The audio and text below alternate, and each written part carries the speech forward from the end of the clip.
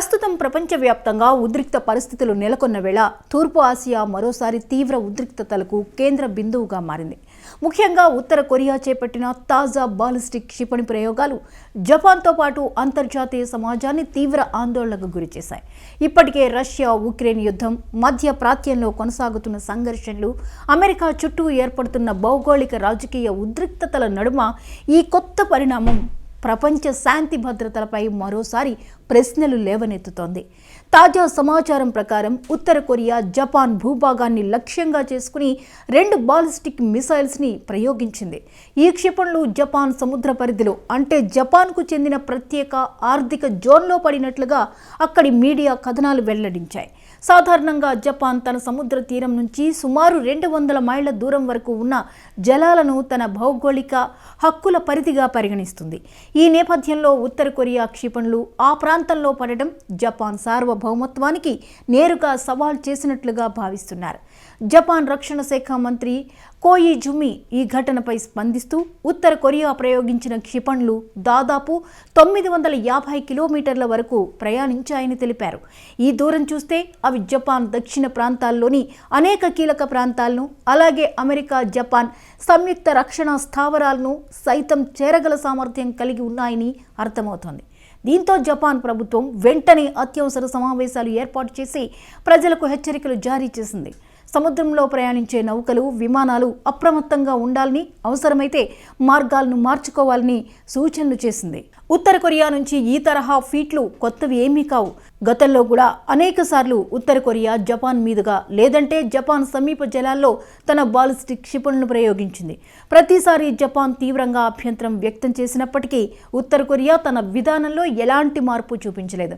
ముఖ్యంగా Kim Jong Un నేతృత్వంలోని ఉత్తర Korea ప్రభుత్వం తన క్షిపణి కార్యక్రమాన్ని దేశ భద్రతకు అవసరమైన చర్యగా ప్రచారం చేస్తూ అంతర్జాతీయ ఆంక్షలను లెక్క చేయని వైఖరిని అవలంబిస్తోంది.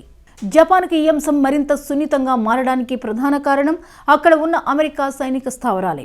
జపాన్ భూభాగంలో అమెరికాకు చెందిన కీలకమైన వైమానిక, నౌకాదళ స్థావరాలు ఉన్నాయి. ఇవి తూర్పు ఆసియాలో అమెరికా వ్యూహాత్మక బలానికి ప్రధాన ఆధారం.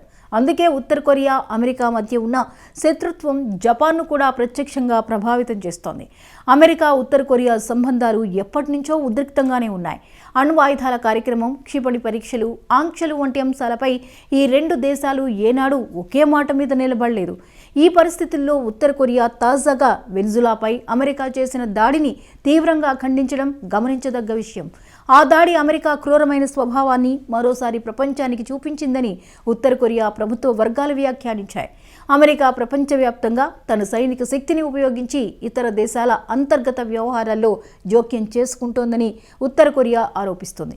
ఇదే సమయంలో అమెరికా చేసే చర్యలను విమర్శిస్తూ తాను చేపడుతున్న క్షిపణి ప్రయోగాలను స్వీయ రక్షణ చర్యలుగా ఉత్తర కొరియా సమర్థించుకునే ప్రయత్నం చేస్తోంది.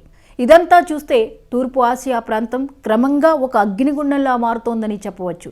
ఒకవైపు అమెరికా, జపాన్, దక్షిణ కొరియా వంటి దేశాలు భద్రతా సహకారాన్ని పెంచుకుంటుంటే, మరోవైపు ఉత్తర కొరియా తన అణు, క్షిపణి శక్తిని మరింత ప్రదర్శిస్తోంది. ఈ పరిస్థితుల్లో చిన్నపాటి అపార్థం కూడా పెద్ద సైనిక ఘర్షణకు దారితీసే ప్రమాదం ఉందన్న భయం అంతర్జాతీయ సమాజంలో పెరుగుతోంది. ప్రపంచ శాంతి భద్రతల పరంగా ఈ పరిణామాలు ఆందోళన కలిగించేవే. ఐక్యరాజ్య సమితి విధించిన ఆంక్షలు, దౌత్య ప్రయత్నాలు ఉత్తర కొరియా విషయంలో ఇప్పటి వరకు ఆశించిన ఫలితాలు ఇవ్వలేకపోయాయి. జపాన్ లాంటి దేశాలు తమ భద్రత కోసం రక్షణ ఖర్చులు పెంచుకుంటూ సాంకేతికంగా మరింత బలపడే దిశగా అడుగులు వేస్తున్నాయి. దీని ఫలితంగా ఆయుధ పోటీ మరింత తీవ్రతరమయ్యే అవకాశం ఉంది.